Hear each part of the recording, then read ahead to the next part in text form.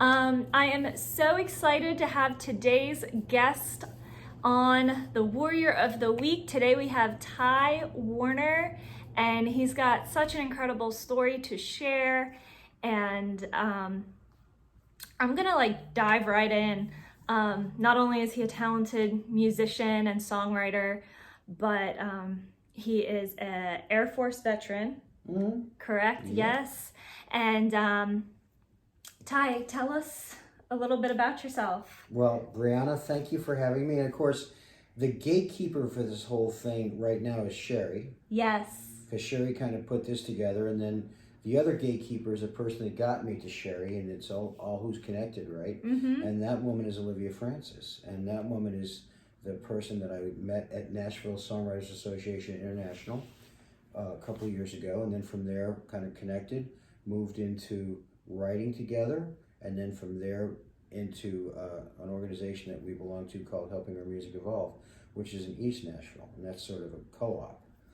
It's not sort of, it is a co-op. And then from there, we leased a cut, and then from the cut, Olivia introduced me to Sherry, who's OTC off the charts in Yes. terms of just getting it done, and singularly, one has to take care of themselves and rely solely on themselves to handle whatever one is doing, whether it's your industry or whether it's whatever you do in life. But it is nice to have consistent partnerships, right? And those partnerships come with meeting her, and then meeting you, and then talking here today. So that's where we are today. It's just on this beautiful 92-degree summer, Yes. early summer Nashville day.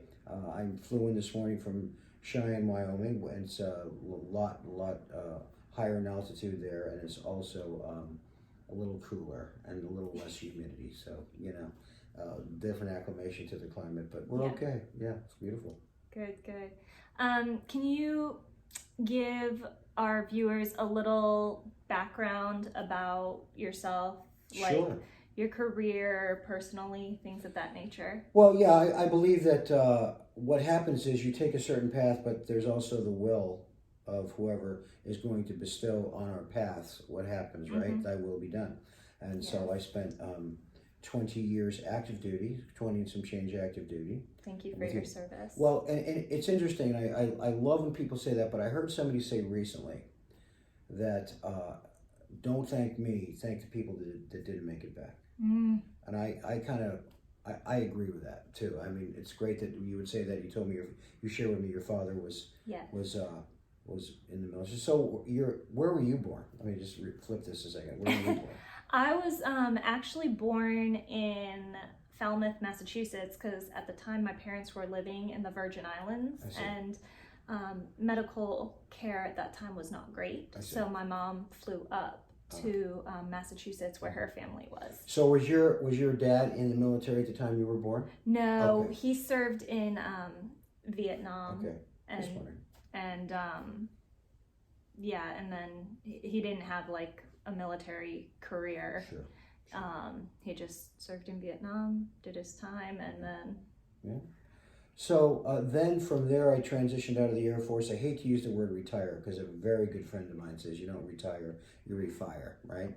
And so I retired, and then at that point, the stars were perfectly in alignment because my wife, my spouse, picked up a slot in Germany.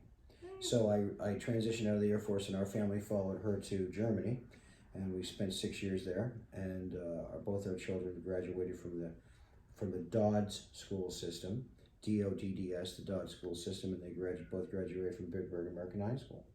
And then we moved back to America, and then I took a job again with the Air Force as a civilian, and I went to the country of Turkey and stayed there for 2 years, came back, and still actively employed with our United States Air Force. And I believe I've thought about it at times where Miranda Lambert had that song that The House That Built Me. Yeah. So our Air Force is the house that built me. And I always try to harken back to say it's our Air Force, not the Air Force. It's the military or whatever. It's what we do, right? And so that's what it's all about right now. Is that I'm lucky right now. I work in a think tank. If you watch Spark Tank, and and what goes on in those shows where you make pitches. Our government right now is trying to make it as lean as possible, the dollar and return on investment. So if you have an idea for something that you do with our military, what you would do is you would bring it to us and we'll pitch it to see if we can find a vendor that will buy it and make our Air Force more lean. I always talk about when I'm doing a class on what we do, I ask you, or I'll ask the students, our team, what do you frequent? What is your lean process that you look at, whether it's Amazon or whatever it may be? For me, it's Southwest Airlines, right? Because you know, when you think about A to B to C to D, right? Yeah. Or whatever process is, it's very smooth and lean and no bumps in the road. That's what I do. Yeah. Cool. As a vet, how has mental health played into your journey? Sure.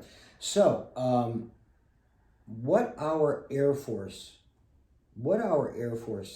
is based on with the whole construct. I mean, we hear about suicides in the military and how prevalent they are, and all those different publicity blasts that we get all the time, constantly. We don't have to look these up, and we can look them up and talk about them. But and by the way, I think your effort and what you do in your platform is Herculean, and it's just an amazing story that you're taking a stand. But what our Air Force has is balance. That in your life, one must be balanced with mental, social, physical, and spiritual. When you have that circle right there, when you have that circle, generally, if I know full well that our military is all about well-being, okay, and that if I feel something out of alignment a little bit, I need to rein it back in. Just like we talked before we kicked this thing off about where are you going to go to get that balance, right? So the mental, the social, the physical, and the spiritual. When those four components are in alignment, that's when I know, for me, that I'm right where I need to be, and that's where I can fully focus on the task at hand. Yeah, that makes sense. Yeah. Would you say that the access to mental health resources for veterans is good and is adequate? And I think it's fantastic. I think it's absolutely off the charts fantastic, because with our twofold lane of the spiritual and the professional, those two lanes that one can travel in order to make sure that part is balanced too. Because right now, even more so, and it's all across the media of being balanced and researching and making sure that you need to go to see somebody. If you need to go see somebody, those opportunities are there. Yes. Those opportunities are there, and they certainly are there, because what I like to say is, when I belong to something like our military or our Air Force, we raise our hand and take an oath. We take an oath, and that oath puts us in a different category, and I consider us the best that our nation has to offer. And when that does transpire, like your father, so when that does transpire, what it means is that we need to have all those faculties together, and if they're not, there's places we can go to find that kind of help. That's great. Yeah. That's great. And for our viewers that are watching, if any of you are veterans or active military, I am going to put some resources for the Veterans Crisis Line and things of that nature in the description below. All right. So I know that not just, what you've seen in your time with the military or with our military has affected you, but also you're also passionate about domestic violence. Can you share a little bit about that? Sure. So different causes, people have different causes, right? You have your cause. And so peripherally, I was involved with our vocalist.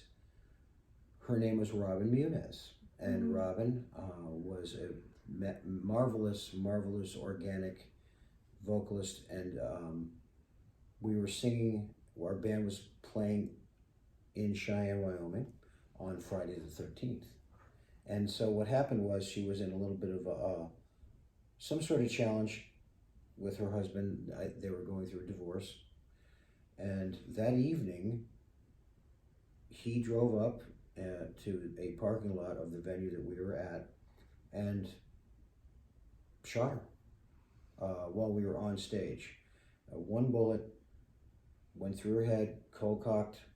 I shouldn't say because it's funny how people say when you don't know. So why are you saying right?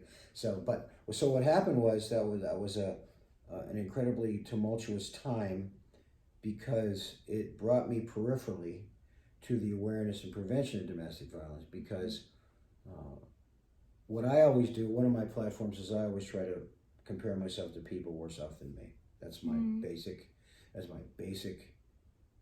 go-to, right? That I say to myself. What I think about what happened there is that they lost not only their mother, those children, but they also lost their father a little bit later on in the week. And so there's 4 children left without their parents on every Mother's Day, Christmas, Father's Day, all those kind of things. But so I was lucky enough to be peripherally involved with the awareness and prevention of it, because I was that close to it, right? And I say this all the time. People have different causes. People have causes like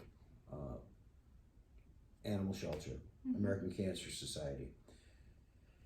But the road that I travel with what I do is because domestic violence is ugly, and people don't want to talk about it. Now, there's a JAG is the term for Judge Advocate General, which is the military lawyer, the JAG. And I was talking to the JAG about something one time, and she said, yeah, it's ugly. And so what you do, publicizing what you do in order to get across the finish line with your message, is also something that's challenging. It's not fun. No. So, but taking the stand and trying to do it, I always say I don't really care what you do, just as long as you do something to make our world a better place. So, yeah, I love that. I love that that's your mission. And I'm so sorry you had to witness that. I can't imagine having to have seen something like that. As I shared briefly, I had a friend that lost her life because of a domestic violence situation as well. And she had two boys that now essentially, because the father's in prison and the mom's gone, now has essentially no parents. So I commend you for taking a stand. And same. Thank you. On a lighter note, can you tell us about your music? And I know you released a new song with Olivia. Can you tell us a little bit about that? It's a great story. So when I was in Germany with our family, I did a lot of pub work. We did a lot of the European crowd, and that audience is really more pub based, and it's more like a little pub, and people love to drink beer and raise their glasses and sing along to the chorus. I think over there sometimes if I just played a string of choruses all night long, like Yellow Submarine and Hey Jude and American Pie and all those just Brown Eyed Girl. I mean just the choruses, right? They love it. They would love it. Country Roads. These are all these just sing along covers. Yeah. And so I had a percussionist with us, and he would play the cajon and things like that. His name was Johnny Marcy. So they came to visit us a couple of years back here in America, and he'd returned from from overseas, and we married up in Cheyenne, right? So we're just kind of hanging out, noodling around the piano, and then his little daughter had brought his little daughters with him, and then the one daughter was just, we were like playing just this little lick, and anyways, I saw her mouthing these words, and I said, what are you what's going on there? She's going, love is everywhere. She kept singing love is everywhere. That's where the thing came from. I said, okay, that's something I'll put in the phone, right? Yeah. And so, you always got up your stories using the phone. But, so that's how that song blossomed. And then I brought it to America. Then I brought it down to Nashville to NSAI. We're living, when she was at NSAI. And then just kind of nurtured this thing. And then nurtured it. And then from home, helping our music evolve, not taking anything away from the other organizations like Global Songwriters. Yes. And NSAI, but kind of finished it there. Found a great off the charts producer named Scott Griffin. Put the thing together.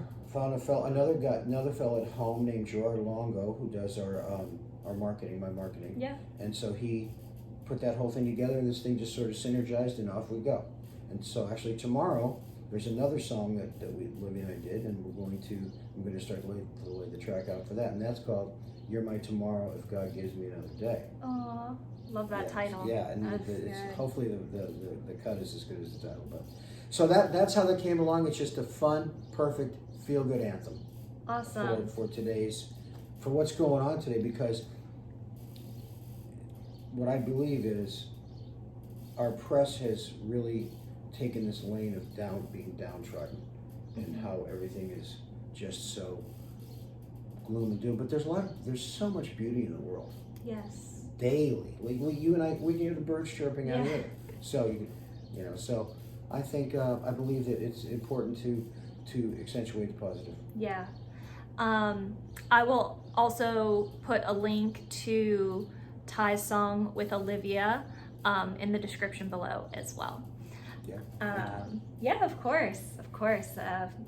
We need feel-good music, and as I like to say, music is the universal language. It is. It feeds the soul. There's a quote, right? It feeds the soul. There's a quote: "When words speak, when words fail, music speaks." Yeah. So that's love that quote. Yeah. So I think that's what we're trying to say together. Yep. So, yeah. Yep. And I totally agree with you about the downtrodden take the media has been taken, and I mean that plays on the mental health as well. It's like when you have all of these sources, whether it's on your phone, on the TV, telling you, I mean, it creates so much anxiety, depression, and all of those things. It's like it's hard to not get stuck in that. And one of the things, I've got it on my wall up here, says life doesn't have to be perfect to be beautiful. Perfect. And I just think that's something to live by, because things might not be perfect, but as Ty pointed out, we have the sun shining, we have the birds chirping, we are here. So is there anything else you want to share with our viewers, or maybe tell them a little bit about your organization home? Well, what I believe is, here's what I believe about that. I don't want to favor one over the other, because I think they'll have something great to offer, because the next lane to go, of course, is GSC, right? Yeah. Whatever, is that the term, GSC? GSC, yeah. Yeah, and so that's the next one that Sherry's has been trying to lobby for me to join. But I think it's important, I believe it's important to try to belong to as many as you can. Yeah. Because you just don't know who you're going to meet and what's going to happen. What I know about this industry is that we're both in, is you said something before we started this about, and you used the word stick to, right? Because if you know when your car payments due, when what's in your bank account, what you've got to pay, when the rent's due here, or the house payment, or whatever it may be, when you have to go to the doctor, right? But in the music industry, you throw everything. I throw everything up on the wall and see what's going to stick. The lane that travels to get to where we are today. Yeah. You and I. Right. And how that all transpired. Yeah. I mean, this is the first time we've met in person. Yeah. There's an individual named Jerry Foster. I do my rounds. I travel down here monthly. There's a writer, a storied writer named Jerry Foster. He's had tons of hits. But it took him, Mark Chestnut had a hit. Mark Chestnut? He had a hit he told me about called I'll Think of Something. He said it took him 18 years. That song was on hold for 18 years. 18 years. Now, for our listener or viewers that don't know music industry lingo, can you explain to them what on hold means? Well, what it means is that he wrote this song, whether you're a publisher or an author trying to get it, or a screenplay or whatever, that he had written this cut, but it took 18 years for the right person to find it, and that person took it and took it to number one. Wow. Yeah, and so you just look at it, and I also believe that it's important to try to find what your sound is and what your thing is, and that's only going to come by doing it more, Yes. right? So, but I think the one-stop shop that most everybody goes to is the National Songwriters Association International, and I'm a chapter coordinator in Cheyenne, so that gives me a link into this city and what goes on here. But then you've got, like you said, the one with Global Songwriter Connection, I believe. Yep. And then you've got, you've also got Helping Our Music Evolve. So that's another one. That's a little smaller, and it's a little. I refer to it as a musical fitness center. Where you walk in and there's producers and there's writing rooms and there's just great people that want to help you get across the finish line. So that's great. Cool. Yeah. All right, well, we are just about done. Like, that flew by. So I want to thank you again, Ty, for coming on. And I mean, literally after you got up at 1 o'clock this morning and is here to share his story. So thank you so much. Thank you too. Yeah. And for those of you watching, I just want to remind you that you matter. You are loved, and you are a warrior. Until next time, guys.